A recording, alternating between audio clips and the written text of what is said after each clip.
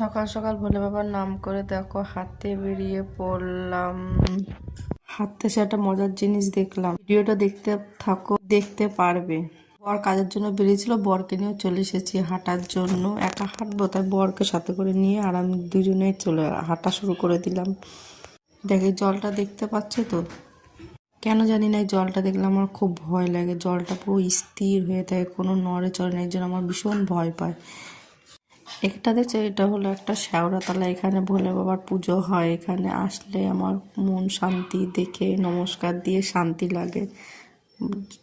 হর হর মহাদেব ভোলে বাবা। দেখো হাঁটতে এসে কি দেখলাম, ওই দেখো, দেখে চিনতে পারছো এটা কি? চিনতে পারলা তো? দেখো ফেরার পথে এত ওয়েদারটা ভালো লাগছিল যে হাঁটার সাথে সাথে একটা রিলসও বানিয়ে নিলাম। দেখো আমি একা মর্নিং ওয়াক করবো কেন, কুকুরটাও সাথে মর্নিং ওয়াক করছে, দেখেছো? দেখছো খেজুর গাছের রস পড়ছে, দেখেছো? সকালবেলা হাঁটতে আসলে ওয়েদারটা কত সুন্দর, কত কিছু না দেখা যায়।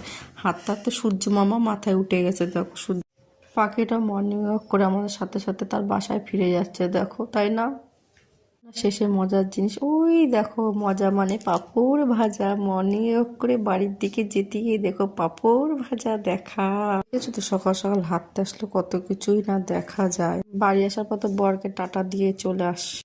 তাই বলি তোমরা সকাল সকাল হাঁটা চলা ওঠার অভ্যাস করো। দেখো সকালবেলা হাঁটলে শরীরটা ভালো থাকে আর কত কিছু দেখাও যায়, তাই না? ভিডিও যদি তোমাদের ভালো লাগে তাহলে একটা লাইক, কমেন্ট, শেয়ার করে দেবো এবং ফলো করে দিও। আজকের মতন টাটা, গুড বাই।